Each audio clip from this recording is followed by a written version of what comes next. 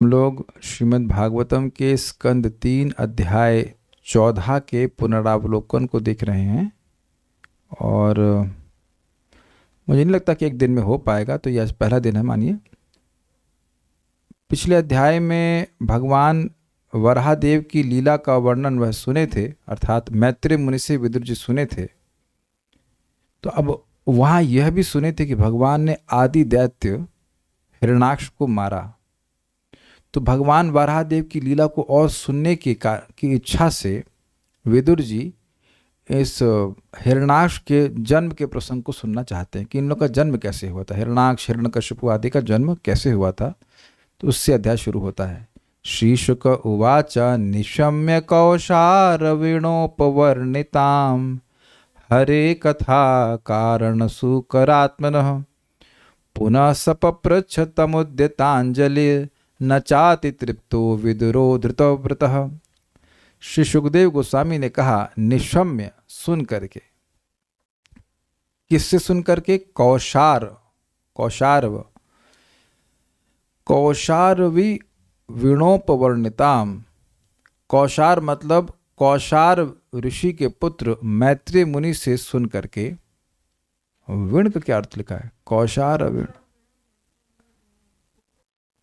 उपवर्णित तो समझ में आ रहा है, कौशार विण है शब्द। हाँ ठीक है। तो कौशार विण मतलब मैत्रेय मुनि के द्वारा उपवर्णितम निशम्य, यानी कि जो कथा मैत्रेय मुनि कह रहे थे उसको बिल्कुल निकट से सुन करके क्या सुने? हरे कथा, भगवान श्री हरि की कथा को सुने। किस रूप में आए थे? तो कह रहे कारण शुकर आत्मनः, जो पृथ्वी का उद्धार करने के कारण शुकर रूप में आए थे, या जो सभी कारणों के कारण है वह आदि शुकर रूप भगवान प्रकट किए थे। तो ये सुने। पुनः सपप्रच्छ, पुनः उन्होंने पूछा।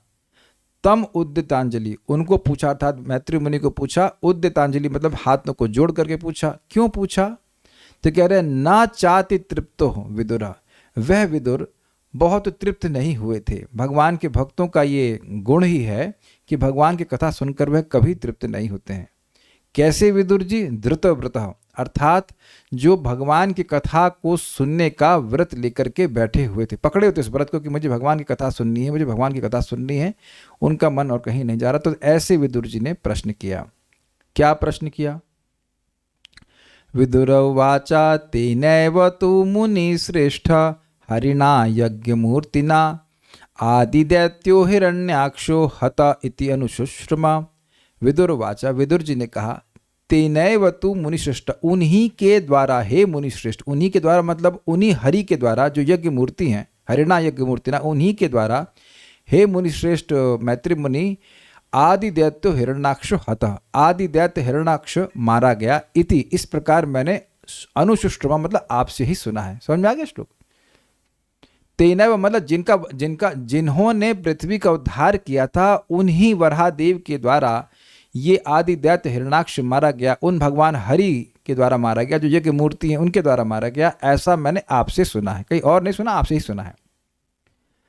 तस्य चोदरतः क्षौणीम स्वदंष्ट्राग्रेण लीलया दैत्यराजस्य च ब्रह्मन् कस्माद् हेतुर अभून् मृदः। मैंने यह भी सुना कि किस प्रकार से शौणी अर्थात पृथ्वी का भगवान ने उद्धरता मतलब उद्धार किया था। स्वदंष्ट्राग्रेण लीलया, अपने दांतों के अग्रभाग पर धारण करके, लीलया बिना किसी परिश्रम के भगवान ने पृथ्वी का उद्धार भी किया था। यह भी सुना मैंने। हे ब्रह्मन अर्थात हे मैत्रेय मुनि, दैत्य राजस्य अर्थात हिरण्याक्ष का कस्माद हेतुर अभून मृदा मतलब युद्ध। हे ब्रह्मन, हे मैत्रेय मुनि, जब भगवान पृथ्वी का उद्धार कर रहे थे तो इस दैत्यराज हिरण्याक्ष का किस हेतु के कारण भगवान से युद्ध हुआ था? ये प्रश्न है इनका। ठीक है। अब मैत्रेय मुनि को प्रोत्साहित कर रहे हैं कि इस प्रश्न का उत्तर हमको दीजिए। श्रद्धानाय भक्ताय ब्रूहि तज्जन्म विस्तरम ऋषे न तृप्यति मनः परम कौतूहलम ही में। श्रद्धानाया, जो श्रद्धालु है उसको एक मिनट, हाँ, भक्ताया, जो भगवान का भक्त है उसको, ब्रूहि तज्जन्म विस्तरम, ब्रूहि मतलब कहिए, तज्जन्म विस्तरम उन भगवान वराहदेव के जन्म का विस्तार कहिए, या उस असुर हिरण्याक्ष के जन्म को विस्तार से कहिए, क्योंकि उसके जन्म के विस्तार में ही भगवान की कथा भी आ जाएगी। क्यों कहें? कथा तो आपको सुना चुके थे। कह रहे ऋषि न तृप्यति मना, हे ऋषि मेरा मन तृप्त नहीं होता। ऋषि कहने से आशय है कि आप जानते ही हैं कि भक्त लोगों का इस प्रकार से मन तृप्त नहीं होता है। अपितु परम कौतूहलम ही में मतलब मेरा निश्चित अत्यधिक कौतूहल इस संबंध में हो रहा है। जब कोई अत्यधिक सुनने की इच्छा रखता है तभी वक्ता चाहे कितना भी ज्ञानी हो वो भगवान की बात को बोल सकता है। तो मैत्री इस प्रकार से प्रोत्साहित हुए और मैत्रेय मुनि कुछ कहते हैं। मैत्रेय उवाच साधु वीर त्वया पृष्टम अवतार कथाम हरे यत्वम पृच्छसि मर्त्यानाम मृत्युपाश विषातनी। मैत्रेय ने कहा साधु त्वया साधु पृष्ठम, हे वीर, हे वीर मतलब इस प्रकार से आप वीर रस की कथा सुनना चाहते हैं। दूसरा अर्थ था कि आप अपनी इंद्रियों को संयमित किए हुए हैं। दोनों अर्थ लिए गए थे। तो हे वीर विदुर जी त्वया साधु पृष्ठम, आपके द्वारा बड़ा अच्छा पूछा गया है। क्या? तो कह रहे अवतार कथाम हरे, भगवान हरि की अवतार के कथा के संबंध में जो आपने प्रश्न किया ये बहुत अच्छा पता है। प्रश्न किसके लिए किया है कि हिरण्याक्ष जन्म क्यों हुआ, उसका युद्ध कैसे हुआ, किससे हुआ? भगवान वराहदेव से हुआ। तो भगवान की कथा के बारे में ही पूछ रहे हैं, बेसिकली भगवान के बारे में ही पूछना चाहते हैं। तो कह रहे हैं कि भगवान की कथा के बारे में, भगवान की अवतार कथा के बारे में आपने पूछा, ये बहुत अच्छी बात है। क्यों? यत्वम पृच्छसि, जो आपने पूछा है वह मर्त्या नाम, जो मर रहे हैं उनका मृत्यु पाश विषातनीम, उनके मृत्यु के पाश को खंड खंड खत्म कर देता है। जो मृत्यु की जन्म और मृत्यु की श्रृंखला लगी हुई है, एक बार जन्म फिर मरना फिर जन्म लेना फिर मरना, उसकी श्रृंखला को ये जो अवतार कथा है भगवान की वह तोड़ने वाली है। वो प्रश्न किए ही नहीं होते तो मैत्रेय मुनि बोलते ही नहीं। अब वह बोलना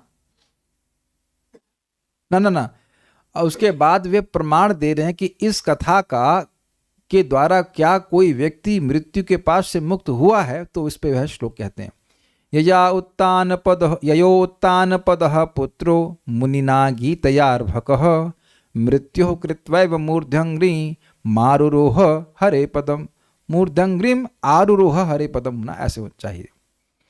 यया जिसके द्वारा, फोन को साइलेंट पे नहीं रख सकते हैं, किसका फोन बज रहा है? टुप, थोड़ा सा प्लीज रख दीजिए, फोन साइलेंट पे रख दीजिए।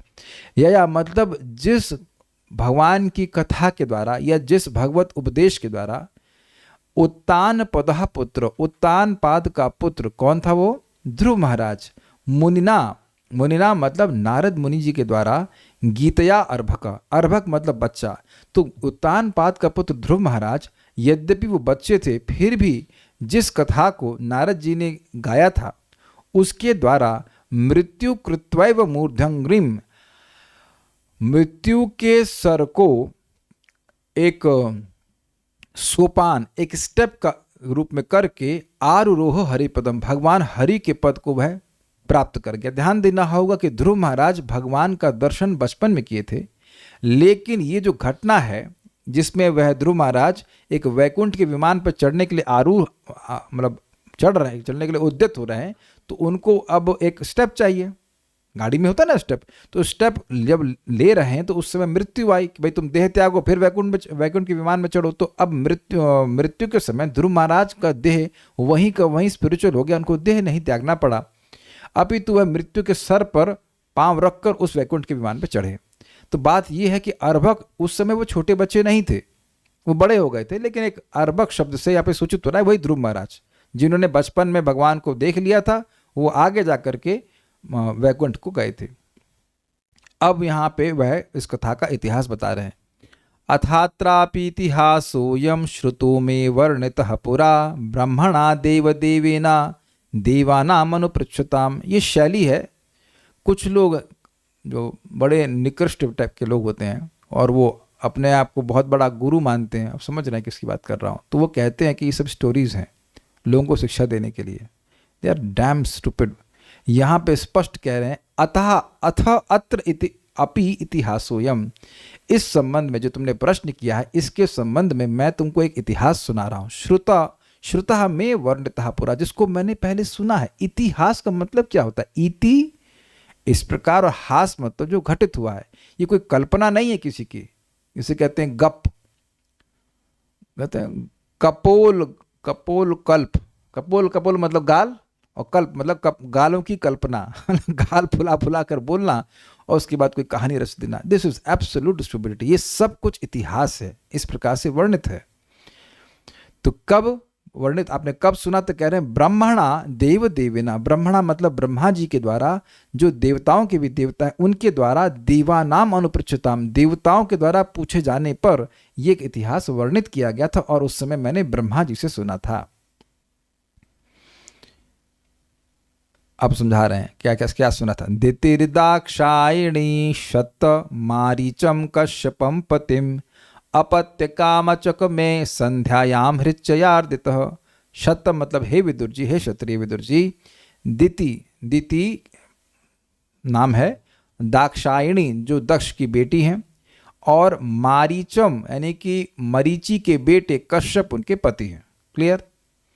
अपत्य कामा अर्थात संतान की इच्छा से, चकमे का अर्थ क्या लिया गया है? गई थी, प्रार्थना की। संध्यायाम हृच्छयार्दिता, हृच्छय मतलब जो काम है, जो हृदय में सोता रहता है, उससे प्रभावित होकर के संध्या के समय, हृच्छा आर्दित मतलब होता है पीड़ित होकर के, काम से पीड़ित होकर के वह संध्या के समय अपने पति को संतान की इच्छा से प्रार्थना करी। इस समय वो पति किस अवस्था में है उसको वर्णन कर रहे हैं। इष्ट्वाग्निजिह्म पयसा पुरुषम यजुषाम पतिम निम्लोचति अर्क आसीनम अग्निगारे समाहितम। इष्ट्वाग्निजिह्म पयसा यानी कि अग्नि को आहुति देकर के, और यजुषाम पतिम यज्ञपति भगवान विष्णु की आराधना करके, निम्लोचति अर्क आसीन, जब अर्क अर्थात सूर्य, निम्लोचति सूर्य अस्त हो रहा था, उस समय आसीन अग्नि आगारे, आसीनम अग्नि आगारे, अग्नि आगारे मतलब यज्ञशाला, अग्नि का स्थान यज्ञशाला। जैसे आप लोग के यहाँ अग्नि का आगार क्या है? Kitchen, simple. तो अब उसी प्रकार से, अब बेडरूम में तो किचन नहीं लगा जाता है, तो अग्नि आगारे मतलब यज्ञशाला में जहाँ पे अग्नि रहती है, जलती रहती है, तो उसमें वो बैठे थे। और किस प्रकार थे? समाहित थे, समाधि में स्थित थे। क्या दिति बोलती हैं जरा देखिए। दितिर्वाचा एष माम तत्कृते विद्वन् काम आत्त शरासनः दुनोति दीनाम विक्रम्य रंभामिव मतंगज। दिति ने कहा एष माम तत्कृते विद्वन्, हे विद्वान अर्थात हे विद्वान मेरे पति ब्राह्मण, तत्कृते आपके द्वारा सृष्ट, आपके द्वारा सृष्ट नहीं, आपके लिए। माँ एषा, एषा मतलब ये जैसे लग रहा सामने ही प्रकट है। एषः काम, ये कामदेव, आत्मशरासन, आत्म मतलब ग्रहण करना, शरासन मतलब धनुष और बाण को ग्रहण करके, दुनोति मुझे पीड़ित कर रहा है। अरे तो लड़ लो तुम। तो कहते हैं नहीं, दीनाम, मैं दीन हूँ, मैं दीन हूँ, और ये आपके लिए है, मेरा मन कहीं और नहीं जा रहा है, आप मेरे पति हैं, आपकी वजह से, त्वत्कृत्य मतलब आपकी वजह से ये काम मुझको पीड़ित कर रहा है। विक्रम में मतलब अपना पराक्रम मुझ दीन पे दिखा रहा है। कैसे? कह रहे रंभाम इव मतंगज, मतंगज मतलब हाथी होता है, और रंभा का मतलब होता है, रंभ का मतलब होता है केले के पेड़। तो जैसे केले के पेड़ को हाथी केवल हिलाता नहीं, उखाड़ के फेंक देता है, पीड़ित करता है, इस प्रकार से ये काम मुझे बहुत अत्यधिक पीड़ित कर रहा है, ऐसे बोलती हैं। तद्भवान दह्यमानाय, तद्भवान दह्यमानायाम सपत्नीनाम समृद्धिभी प्रजावतीनाम भद्रम ते मय्यायुक्ताम अनुग्रहम। तद्भवान दह्यमानानाम सपत्नीनाम समृद्धिभी, मैं आपकी अन्य, मतलब मेरी जो अन्य पत्नियां, सपत्नी हैं, मतलब सौत कह लीजिए, उनकी समृद्धि से जल रही हूं। मतलब कौन सी समृद्धि? तो कह रहे हैं प्रजावती नाम, वह प्रजावती हैं। ते भद्रम, आपका कल्याण हो, मैया युक्ताम अनुग्रहम, ये युक्त है कि आपके द्वारा मुझ पर अनुग्रह किया जाए। सबको संतान मिली है, मुझको भी संतान प्राप्त होनी चाहिए। तो अब समझा रहे हैं कि भाई मेरे द्वारा, आपके द्वारा मुझको नेग्लेक्ट क्यों नहीं किया जाना चाहिए, मेरी उपेक्षा क्यों नहीं की जानी चाहिए। भर्तर्याप्तोरुमानानां लोकानाविशते यशः पतिर्भवद्विधो यासां प्रजया ननु जायते। भर्तरि आप्तो रुकमानना, ओके, भर्तरि मतलब भर्ता अर्थात पति, भर्तरि आप्त, आप्त मतलब प्राप्त, उरुमाना नाम मतलब सम्मान प्राप्त, बहुत अधिक सम्मान प्राप्त। जिन स्त्रियों को अपने पति से बहुत अधिक सम्मान प्राप्त है, लोकानाम आविश्यते यशः, उनका इस लोक में यश फैलता है। समझ रहे हैं, मतलब पत्नी, बहुत सारी पत्नियां हैं, तो जिस पत्नी को अपने पति से सम्मान मिलता है तो उस पत्नी का यश फैलता है। ठीक है, कैसे पति से? पतिर्भवद विधा, आपके जैसा पति, यासाम प्रजया ननु जायते, जिनकी प्रजा होती है, मतलब नहीं, यहाँ इसका अर्थ है कि एक बात यह है कि आपके द्वारा यश, आपके जैसे जिस पत्नी को अपने पति से सम्मान प्राप्त होता है उसका यश बढ़ता है, एक बात। दूसरा बात कह रहे हैं पतिर्भवद विधो यासाम प्रजया ननु जायते, आपके जैसा पति तो अब प्रजा के द्वारा ही उत्पन्न होता है। मतलब आपके पिताजी ने आपकी माँ के द्वारा आपको उत्पन्न किया, इतने सुंदर गुण वाले हैं, तो अब आपके जैसी संतति आप ही उत्पन्न कर सकते हैं। आप इतने महान हैं तो आप जब मेरे द्वारा संतान उत्पन्न करेंगे तभी आपके जैसी संतान उत्पन्न होगी, अन्यथा नहीं हो सकती। तो ये आपका कर्तव्य भी है क्योंकि आप प्रजापति हैं, प्रजा को उत्पन्न करना आपका कर्तव्य है, ये भी कहती हैं। अब बता रही हैं कि कैसे हम सभी लोग, मतलब हम 13 कन्याएं दक्ष की इनसे ब्याही गई थी, कश्यप मुनि से कह रहे हम सभी लोगों ने आपके प्रति बराबर प्रेम किया है, आपकी बराबर सेवा करी है, तो मैं क्यों उपेक्षित रहूं। पुरा पितानु भगवान दक्षो दुहित्रवत्सलः कम वृणीता वरम वत्सा इत्यपृच्छत् नः पृथक। पुरा पहले के समय में, नः पिता हमारे पिता, भगवान दक्ष, भगवान शब्द किसके लिए बोल रही हैं?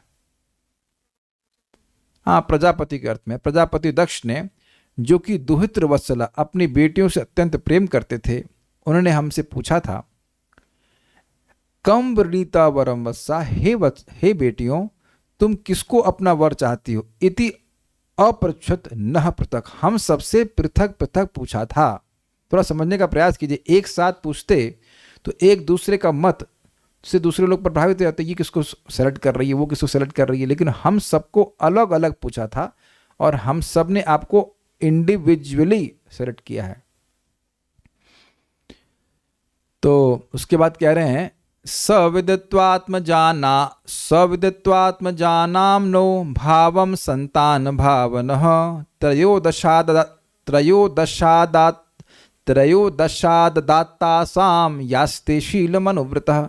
सविदित्वा, यह जानते हुए, आत्मजानानाम मतलब अपनी बेटियों के भाव को जानते हुए। कैसे? नह भावम, नह मतलब हमारे भाव को वह जानते थे। कौन जानते थे? और अपने पिता को इंगित कर रही कि हमारे पिता दक्ष हमारे भाव को जानते थे। कैसे थे? संतान भावना, संतान भावना का मतलब संतान के पालक, अग्रीड, ये है। तो अब प्रश्न है कि भाई वो कैसे जानते थे? तो बच्चियों ने सीधे नहीं बोला था, दादी आदि के माध्यम से उनके भाव को वह समझ गए थे कि किससे शादी करना चाहती। तो त्रयोदश मतलब हम 13 लड़कियों को अदात तासाम का अर्थ क्या रखा गया? हाँ, तो वो जो सारी कन्याएं थी, ध्यान दीजिएगा कि केवल 13 कन्या को नहीं पूछा था, 60 कन्याएं थी, 60 कन्याओं को पूछा था कि किसको शादी करना चाहती हो। तो उसमें से 13 जो थी वो ते शीलम अनुव्रता, वो जो आपके स्वभाव के अनुगामी थी, उनको आपको दिया था। समझ पा रहे हैं? 13 कन्याओं को नहीं पूछा था, 60 कन्याएं हैं और 60 कन्याओं को पूछे थे कि तुम किससे शादी करना चाहती हो। तो जिन 13 ने आपका अनुगमन किया था, आपके स्वभाव के अनुसार थी, उन सबको आपको दिया है। अर्थात सभी हम 13 की 13 आपकी अनुगामी हैं, यह कहना चाहते हैं। हम आपके आज्ञाकारिणी हैं। तो अन्य लोगों को पुत्र हो गए और मुझको पुत्र ना हो, यह उचित नहीं है। समझ गए आपको? ठीक है, हम 13 की 13 ने आपको सेलेक्ट किया है, इसलिए। अथ मे कुरु कल्याणम कामम कमल लोचना, आर्तोपसर्पणम भूमन अमोघम ही महीयसी अथ, आप समझ में आ रहा था, इसलिए मैं कुरु कल्याणम, मेरा कल्याण करिए। कामम कमल लोचन, हे कमल लोचन अर्थात हे कमल लोचन, कमल नयन मेरे पति, मेरी इस इच्छा को पूर्ण कीजिए। फिर कहती हैं आर्तोपसर्पणम भूमन, भूमन मतलब हे महान, कोई व्यक्ति आपके जैसे महान व्यक्ति के सामने आर्त है, कष्ट में है, और उपसर्पणम मतलब आया है, तो अमोघम ही मयसी, उसका वहाँ पे आना अमोघ होना चाहिए, मतलब वो जो इच्छा लेकर आया है वह पूर्ण होना चाहिए। कहने का अर्थ यह है कि आप महान हैं, और ये सिद्धांत है कि किसी महान व्यक्ति के पास कोई आर्त व्यक्ति अपने दुख को दूर करने के लिए आता है तो उसकी जो इच्छा है कि उसका दुख दूर हो जाए ये विफल नहीं होना चाहिए। उम्मीद है समझ में आ गया होगा। तो मैं भी दुखी हूँ, मेरे को संतान चाहिए, वह भी इच्छा पूर्ण होनी चाहिए। इति तां वीरमारीचः कृपणां बहुभाषिणीं प्रत्याहानुनयन वाच प्रवृद्धानंगकश्मलाम्। इति इस प्रकार, ताम उस दिति को, मारीचः अर्थात मरीचि के पुत्र कश्यप ने, जो कृपणाम बहुत दीन थी और बहुभाषिणी बहुत ज्यादा बोल रही थी, उसको हे वीर, हे वीर कौन? विदुर जी। विदुर जी की इंद्रियां संयमित हैं, लेकिन यहाँ कश्यप जी उसको डांट नहीं पा रहे हैं। क्या प्रमाण है? कह रहे हैं प्रत्याह अनुनयन वाचा, अनुनय विनय करते हुए वह अनुनय की वाणी से वह उनको बोले। किसको बोलिए? तो कह रहे प्रवृद्धा अनंग कश्मलम, अनंग मतलब कामदेव जिसके अंग नहीं है, स्थूल अंग नहीं है, उसके बढ़ जाने से जिस दिति में कश्मल अर्थात मोह उत्पन्न हो गया था, उसको वह बड़े अनुनय विनय करते हुए बोले, डांट नहीं लगाए। अब ये यहाँ पे जो वचन है, ये वचन कश्यप मुनि के हैं। एषा ते हम विधास्यामि प्रियम भीरु यदिच्छसि तस्याः कामम न कह कुर्याद सिद्धिस्त्रैवर्ग कीयतः। तो कह रहे एषा ते हम विधास्यामि, एषा ये तुम्हारी जो इच्छा है संतान प्राप्ति की, यह मैं निश्चित रूप से पूरा करूंगा। क्यों करेंगे? प्रियम, क्योंकि आप मुझे प्रिय हैं। भीरु तुम घबराई हुई हो, यदिच्छसि मतलब जो तुमने इच्छा करी है उस इच्छा को मैं जरूर पूरा करूंगा। क्यों करेंगे? तस्याः कामम न कह कुर्यात, कौन ऐसी व्यक्ति होगा जो एक पत्नी की इच्छा को पूर्ण नहीं करेगा? क्यों भाई? तो कह रहे सिद्धिस्त्रैवर्ग की यथा, धर्म अर्थ और काम इन तीनों की सिद्धि का कारण तो पत्नी ही होती है। तो इतनी बड़ी आपका उपकार है तो आपकी इच्छा को तुम जरूर पूरा करेंगे। फिर कहते हैं सर्वाश्रमानुपादाय स्वाश्रमेण कलत्रवान व्यसनार्णवमत्येति जलयानेर्यथार्णवम। कह रहे हैं कि पत्नी की सहायता से ही सर्व आश्रम अनुपादाय, अन्य सभी आश्रमों का मेंटेनेंस करके, ब्रह्मचारी वानप्रस्थ और सन्यासी ये कमाते नहीं हैं, तो गृहस्थ इनका पोषण करते हैं अन्न आदि दे करके। तो इस प्रकार से स्व आश्रमेण कलत्रवान, अपने आश्रम के द्वारा, अपने गृहस्थ आश्रम के द्वारा, कलत्रवान जो पति पत्नी से युक्त है, पत्नी के साथ है, वह अन्य आश्रमों की सहायता करके, उनका पालन करके, व्यसन अर्णवम अत्येति, जो व्यसन यानी दुख का अर्णव अर्थात सागर है, उसको पार कर लेता है। कैसे पार कर लेता है? जैसे जल यानेर यथार्णवम, जैसे जलयान के द्वारा व्यक्ति सागर को पार करता है। आशा यह है कि जैसे जलयान का कोई नाविक है, वह अन्य लोगों को पार कराता है तो खुद भी पार हो जाता है कि नहीं हो जाता है। उसी प्रकार से अन्य आश्रमों की सहायता करके एक गृहस्थ अपनी पत्नी की मदद से अन्य आश्रमों की सहायता करके खुद भी इस भव सागर से पार हो जाता है। ये बड़ा आपका कल्याण है, मोक्ष के लिए भी सहायता करने वाली हो। फिर वह कहते हैं कि देखिए, पत्नी को अर्धांगिनी इसीलिए कहते हैं क्योंकि वह हर प्रकार से पति के धर्म में सहायक है और उसकी अधिकारी है। यामाहुरात्मनो ह्यर्धम श्रेयस कामस्य मानिनी यस्वाम स्वधुर मध्यस्य पुमाश्चरिति विज्वरः। याम आहु जिसको कहते हैं, आत्मन ही अर्धम, आत्मा यानी पुरुष का आधा भाग कहते हैं। किनके द्वारा कहते हैं? श्रेयस कामा, जो श्रेय की कामना करने चाहते हैं उसको हे माननीय अर्थात सम्माननीय दिति, उसको जो पति या जो पुरुष श्रेय की कामना करना चाहता है, जो नालायक है, दारू पीने वाला, उसको वो कभी नहीं कहेगा, लेकिन जो श्रेय की कामना करने वाला है वह अपनी पत्नी को वो अपनी पत्नी को आधा भाग ही कहता है शरीर का। क्यों कहता है? क्योंकि पत्नी के द्वारा ही सारे धर्म कर्म आदि संपादित होते हैं। जो पाप करना चाहता है उसको दारू पीना है, उसको पत्नी की जरूरत थोड़ी ना है। Is it not? नहीं भाई, बहुत सारी स्त्रियां नहीं पीती, मतलब मोस्टली तो नहीं पीती हैं, और पुरुष को कुछ शौकीन रहते हो तो उसमें तो कोई जरूरत नहीं है, लेकिन कोई धर्म कर्म करना है तो पत्नी की जरूरत होती है। उसके बाद कह रहे हैं यस्याम स्वधुर मध्यस्य, इसका क्या अर्थ दिया गया भाई? स्वधुर मध्यस्य, स्वधुर, ओके, स्वधुर, स्वधुर, ठीक है। यस्याम जिसके ऊपर, स्वधुर, स्वधुर मतलब जो गृहस्थ के दृष्ट अदृष्ट कर्म होते हैं वह उसके ऊपर अध्यस्य रख करके, उसका दायित्व अपनी पत्नी के ऊपर रख करके, पुमान अर्थात मनुष्य, चरित विज्वरा, बिना बुखार के बिना टेंशन के घूमता है। मतलब गृहस्थी का दायित्व वो अपनी पत्नी पर रख देता है, वो मैनेज करती है, वो आराम से अपना घूमता है। तो जो भी धर्म कर्म है उसमें पत्नी बहुत सहायता करती है, ये बात वो कहते हैं। उसके बाद कहते हैं कि देखिए पत्नी नरक जाने से भी बचाती है, धर्म अर्थ काम में सहायता करती है, मोक्ष में सहायता करती है, और साथ साथ वह नरक जाने से भी बचाती है। कैसे भाई नरक से जाने? हम तो सुने गृहस्थी नरक का द्वार है, ये बहुत सारी बात सुने, कैसे बचाती है? तो ये बता रहे हैं भाई, देखिए श्लोक है, मैं उसका अनुवाद कर रहा हूं, मैं कोई इधर ये नहीं बोल रहा हूँ कि किसी को गृहस्थ बनना है, किसी को ब्रह्मचारी बनना है। भाई श्लोक पढ़ाने का दायित्व है ना, तो हम पढ़ा रहे हैं, जो बात बोल रहे हैं वो बोल रहे हैं। यामाश्रितेन्द्रियारान्तिर् दुर्जयानितराश्रमै वयम जये महेलाभिर्दस्युन् दुर्गपतिर्यथा। याम आश्रित्य, जिसका आश्रय लेकर, इंद्रियारांति, क्या शब्द है ये, कैसे तोड़ा गया इसको? हाँ, मैं गलत बोल गया, इंद्रिया आरातीन। देखिए ये ठीक से थोड़ा सा करा गया होता तो समझ में आता आसानी से।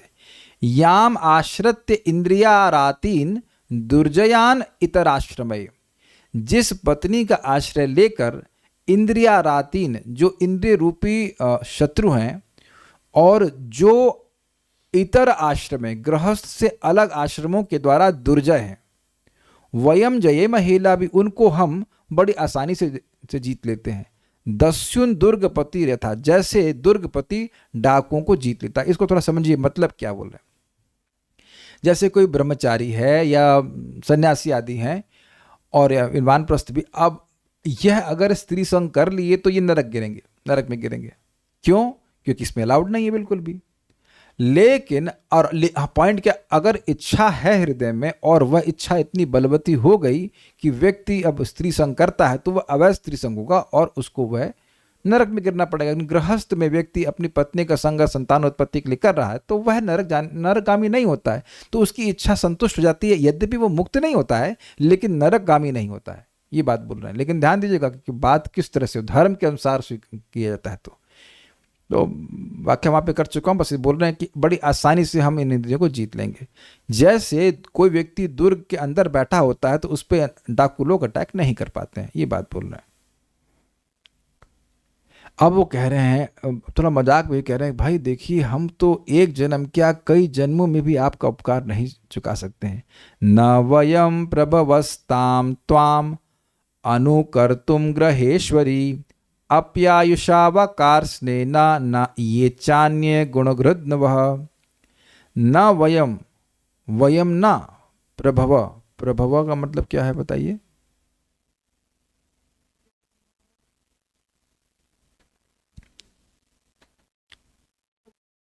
हाँ, प्रभव का अर्थ लिया गया समर्थ। हम लोग समर्थ नहीं, वो अपने को नहीं बोल रहे हैं, पूरे पुरुष समाज को, पति समाज को जोड़ लिए हैं कि हम सब लोग समर्थ नहीं है। किस चीज के लिए? ताम त्वाम अनुकर्तुम, अनुकर्तुम मतलब, त्वाम अनुकर्तुम मतलब आपका प्रति उपकार करने में, आपका अनुकरण करने में। जिस प्रकार से आपने मुझ पर उपकार किया उस प्रकार से हे ग्रहेश्वरी, हे ग्रह की स्वामी, हम सब लोग मिलकर भी आपका उपकार, प्रति उपकार नहीं कर सकते हैं।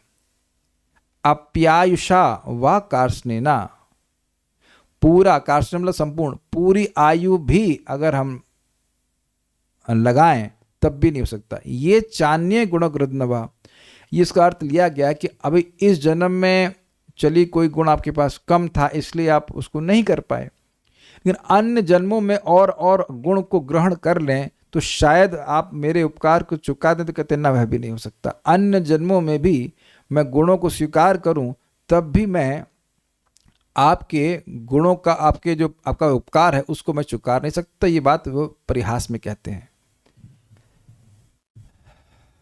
ये बात हो गई। फिर उसके बाद कहते हैं कि लेकिन अब वह तिथि को थोड़ा सा भय दिखा रहे हैं। भय नहीं, हाँ भय मतलब थोड़ा दिखा रहे हैं कि भाई हमारी इस समय ठीक नहीं है, आपकी इच्छा में कोई गलती नहीं, ये जो समय है ये ठीक नहीं, इसकी थोड़ा आप पास हो जाने दीजिए, नहीं तो मेरी निंदा होगी। अथापि काममेतं ते प्रजात्यै करवाण्यलम यथा माम नाति रोचन्ति मुहूर्तम प्रतिपालय। अथापि फिर भी ते एतम कामम, आपका ये जो काम है, काम इच्छा है, प्रजात्यै प्रजा की उत्पत्ति के लिए, संतान के लिए, कर्माण्यलम, इसको हम जरूर पूरा करेंगे। यद्यपि हम आपके उपकार को चुका नहीं सकते हैं, लेकिन आपकी जो इच्छा है कि संतान आपको प्राप्त हो, ये हम जरूर पूरा करेंगे। लेकिन यथा माम न अतिरोचन्ति, लेकिन जिस प्रकार मेरी बहुत निंदा ना हो ऐसे मुहूर्तम प्रतिपाल्य, इस मुहूर्त को थोड़ा सा आप प्रतिपाल्य मतलब प्रतीक्षा कीजिए। अगर इस मुहूर्त में हम ऐसा कुछ करते हैं तो मेरी बहुत निंदा होगी। तो मान लो दिति कहें कि मुझे निंदा की परवाह नहीं है, तब उनको भय दिखाते हैं। एषा घोरतमा वेला घोराणाम घोर दर्शना चरन्ति यस्याम भूतानि भूतेशानुचराणि। एषा, यह घोरतमा वेला, अत्यंत घोर वेला है। वेला मतलब एटमॉस्फेयर, समय है। घोराणाम घोर दर्शना, यह घोरों के लिए भी घोर दर्शन है, जो घोर दिखते उनके लिए भी घोर दिखने वाली है। क्यों? यस्याम चरन्ति भूतानि, जिसमें भूत आदि चलते हैं, भूत प्रेत घूमते रहते हैं। और भूतेशानुचराणि, भूतेश मतलब शिव जी के अनुचरण भी, ह मतलब निश्चित रूप से घूमते रहते हैं, बड़े भयानक हैं। ऐसा नहीं, इस समय ये कार्य नहीं करना चाहिए। उसके बाद कहते हैं कि शिव जी भी घूमते हैं। कहते हैं एतस्याम साध्वी संध्यायाम भगवान भूत भावनः परित भूत पर्षद्भिर वृषेणाटति भूतराट।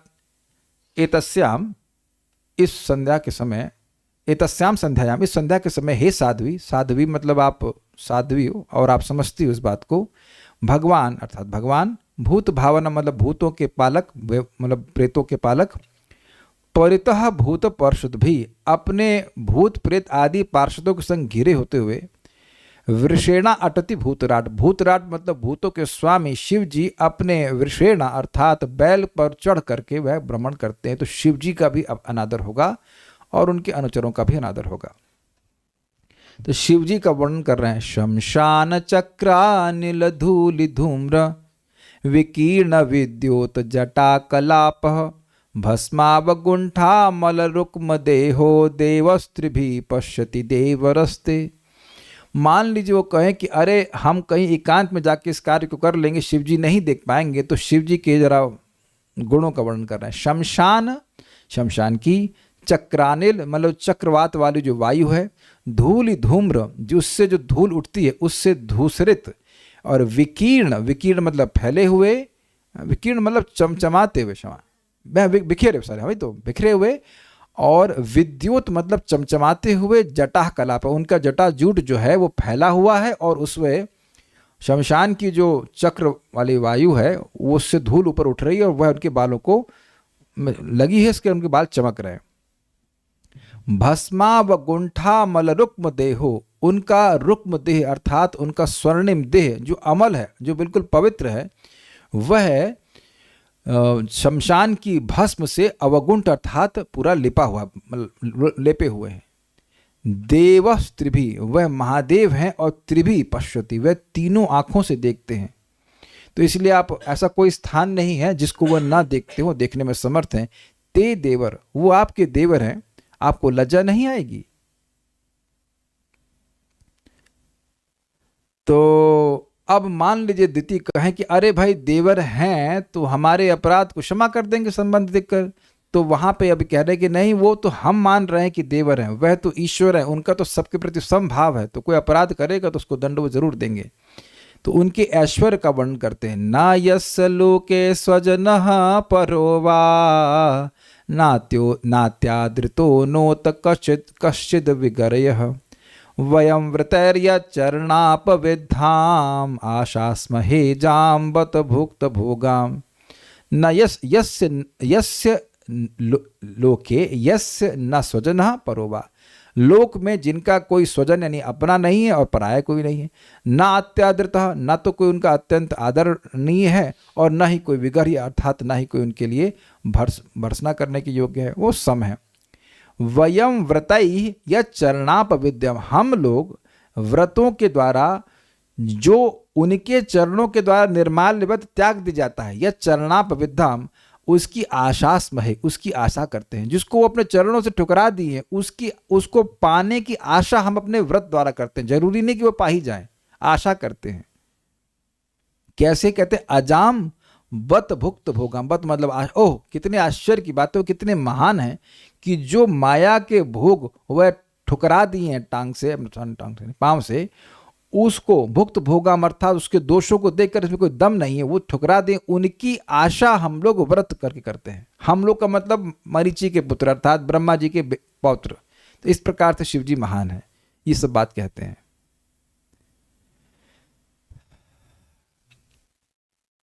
अब मान लीजिए दीदी कहें, अरे भाई जो खुद ही मतलब भस्म लपेटा हुआ है, उसके बाल में सब धूल भरी हुई है, उसका आचरण कौन सा बड़ा अच्छा है जो हमारे दुष्आचरण को देख करके वो क्रोधित होगा? तो कह रहे नहीं, ऐसा नहीं सोचना चाहिए। उनके आचरण का गान तो मनीषीगण भी करते हैं। यस्यानवद्याचरितम मनीषिणो गृह्णन्त्य विद्यापटलम बिभत्सवः निरस्त साम्यातिशयोऽपि यत् स्वयं पिशाचर्याम चरद गतिः सताम।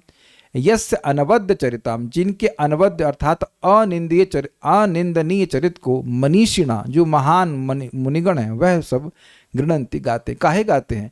कहते हैं अविद्या पटलम बिभत्सवा, अविद्या के आवरण को छेदने के लिए जिनके अनिंदनीय चरित्र को मनीषीगण गाते हैं। तो मतलब ये सब मत सोचो कि तुम वो शमशान की राख लपेटे हैं, तुमने कोई दोष है या वो दुराचरण कर रहे हैं, नहीं।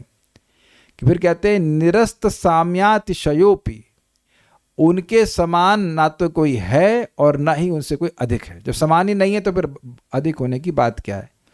फिर भी ऐसा होते हुए भी यत स्वयं, जो स्वयं पिशाचर्याम, वह पिशाचवत आचरण करते हैं। वे पिशाची तो इस प्रकार से रहेगा, कपड़ा नहीं पहनेगा और शमशान की राख को लपेटा रहेगा, बाल में भी शमशान की राख भरी हुई है। तो ये पिशाचर्या वो स्वयं करते हैं, अर्थात वो बाध्य नहीं है, उनकी लीला है।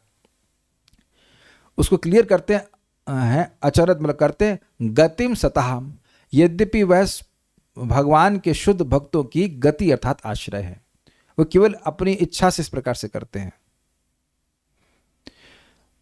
तो सब लोग क्यों नहीं सम्मान देते हैं उनको इस प्रकार से? दीति मान लीजिए कहे कि आप कह रहे हो कि मनीषीगण है तो सब लोग काहे सम्मान नहीं देते? मनीषीगण तो उनको सम्मान दे रहे हैं, लेकिन हम देखते हैं कि लोग, बहुत से लोग शिव जी पे हंसते हैं। तो उस पर वो कहते हैं हसन्ति यस्याचरितं हि दुर्भगा स्वात्मनृतस्या विदुषः समीहितं यैर्वस्त्रमाल्याम्बरणानुलेपनै स्वभोजनं स्वात्मतयोपलालितं।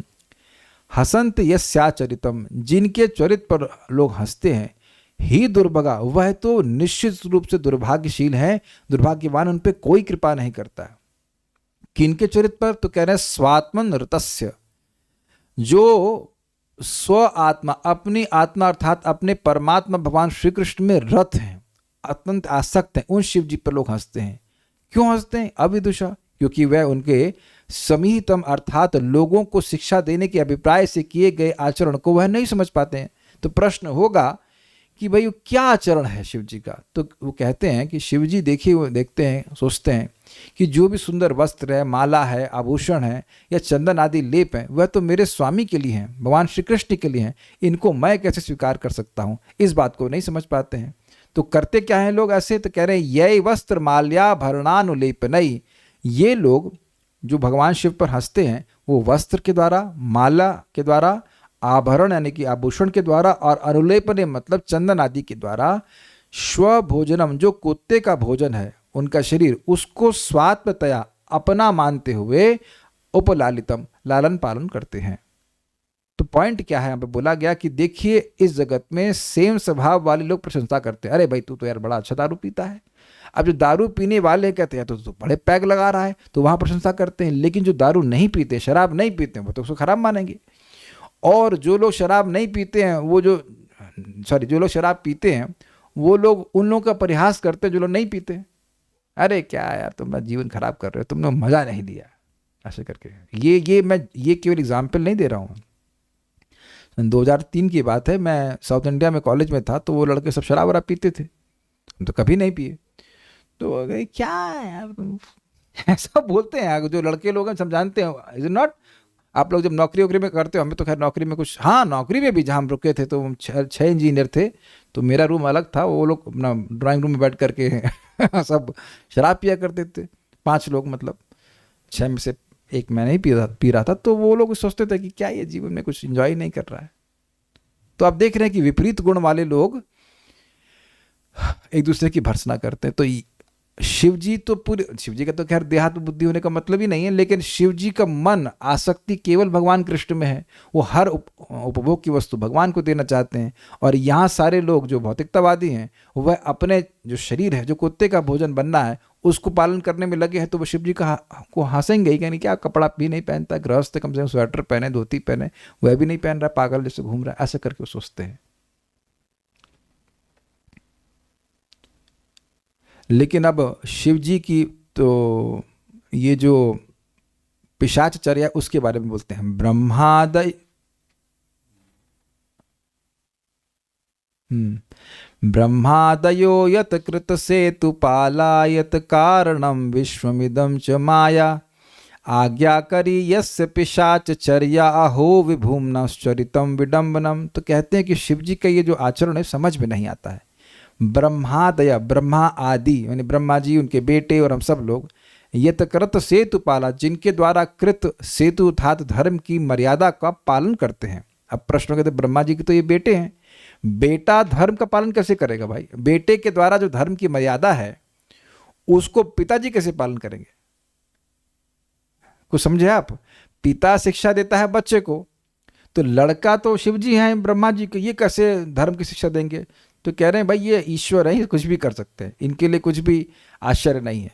यत कारणम, वो जो जगत, जो शिव जी जगत के कारण है, विश्वमिदं च माया, इदम विश्वम यत कारणम, जो इस जगत, नहीं, यत कारणम विश्वम इदम, हाँ ठीक है, यही है, जो इस जगत के कारण है, एक शिव जी का गुण है।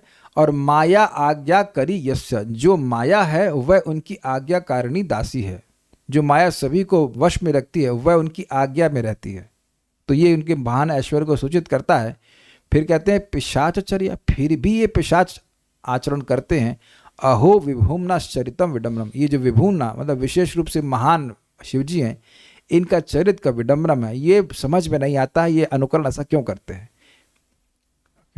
हमने वहाँ सुना था कि भगवान विष्णु ने उनको आज्ञा दी थी ऐसा करने के लिए, इसलिए ऐसा करते हैं। इसके बाद हम रुक जाते हैं। अब इसके बाद क्या होता है, मैत्रेय ऑब्वियसली आप जानते हैं कि दिति नहीं मानती हैं, तो उसके बाद क्या होता है वो हम लोग भगवान ने चाहा तो कल सुनेंगे। श्रीमद् भागवतम की जय, श्रील प्रभुपाद की जय, निताय गौर प्रेमानंदे।